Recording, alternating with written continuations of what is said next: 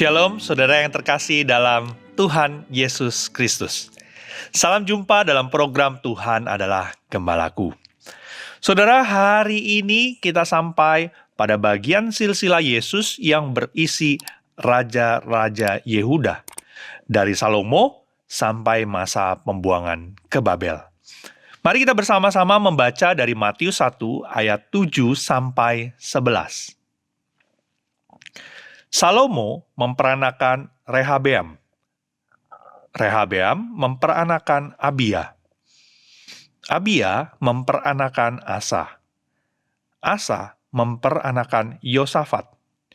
Yosafat memperanakan Yoram. Yoram memperanakan Uzia.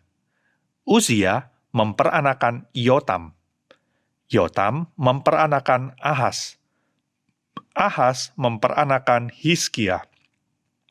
Hizkia memperanakan Manasye. Manasye memperanakan Amon. Amon memperanakan Yosia. Yosia memperanakan Yekonya dan saudara-saudaranya pada waktu pembuangan ke Babel. Mungkin bagi sebagian orang ini hanyalah daftar nama. Tetapi sesungguhnya di balik nama-nama ini tersimpan kisah naik turunnya umat Allah. Raja-raja yang setia dan juga yang gagal.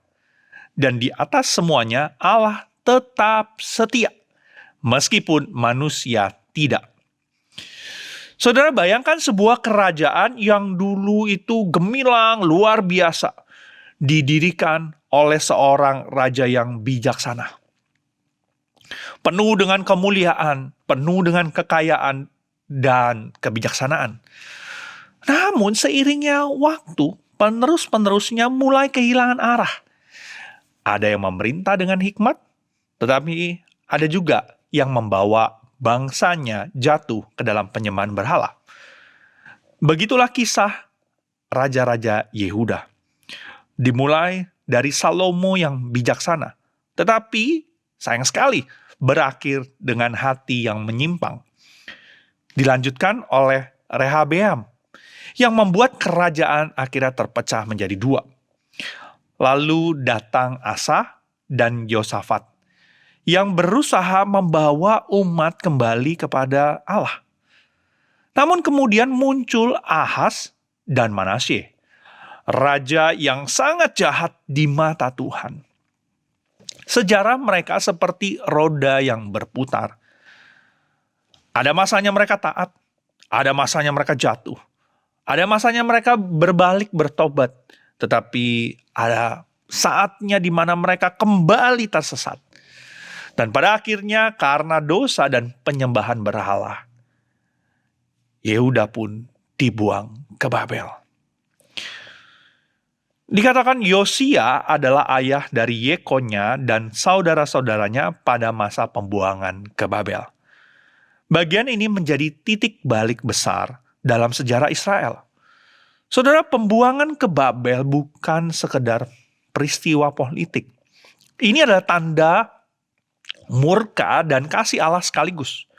Murka karena umat Allah berulang kali menolak kehendak Tuhan. Kasih, karena bahkan di dalam pembuangan, Allah tidak membiarkan mereka binasa. Dari generasi ke generasi, Allah terus melanjutkan rencananya. Saudara, ia tetap bekerja melalui Asa yang hidup dengan benar. Ia memakai Hizkia yang berdoa dan bertobat. Ia memelihara garis keturunan Daud bahkan ketika bangsa itu jatuh. Semua ini menunjukkan satu hal. Kesetiaan Allah tidak tergantung pada kesetiaan manusia. Walaupun raja-raja silih berganti, walaupun bangsa itu jatuh, Allah tetap menjaga satu hal. Janjinya tentang Mesias yang akan datang. Rencana penebusan tidak akan pernah gagal. Saudara, mungkin kita juga saat ini sedang melewati masa pembuangan di dalam hidup ini. Masa yang sulit, kecewa, atau jatuh kembali dalam dosa. Namun sama seperti Allah yang tidak meninggalkan bangsa Israel, Yehuda, Ia juga tidak meninggalkan setiap kita. Kasih setia Tuhan lebih besar dari kegagalan-kegagalan manusia. Bahkan di tengah kehancuran, Allah sedang menyiapkan awal yang baru. Saudara terkasih, silsilah raja-raja Yehuda mengajarkan bahwa sejarah manusia bisa penuh dengan dosa. Tetapi rencana Allah penuh dengan kasih. Dari istana yang runtuh, Allah menumbuhkan harapan yang baru. Dan dari keturunan yang penuh kegagalan, lahirlah juru selamat. Mari kita berdoa.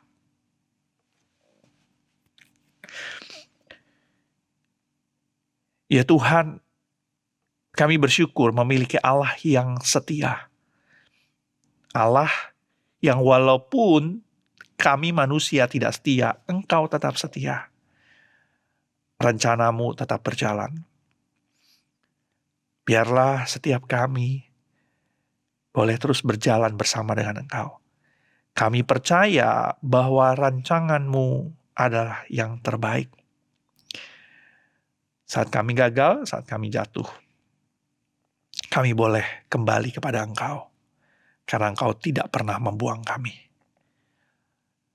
Tolong kami ya Tuhan, supaya kami mengingat kasih-Mu, dan melalui kasih-Mu itu, menolong kami, memampukan kami, untuk berjuang, tidak melakukan dosa. Menyerahkan hidup kami, hari kami, ke dalam tangan-Mu. Di dalam nama Tuhan kami, Tuhan Yesus, kami berdoa dan mengucap syukur. Amin. Saudara, kesetiaan Allah tidak berubah, walaupun kita mungkin sering berubah. Hari ini, mari kita hidup di dalam kesetiaan kepada Dia yang tidak pernah gagal menepati janji-janjinya. Tuhan Yesus memberkati saudara.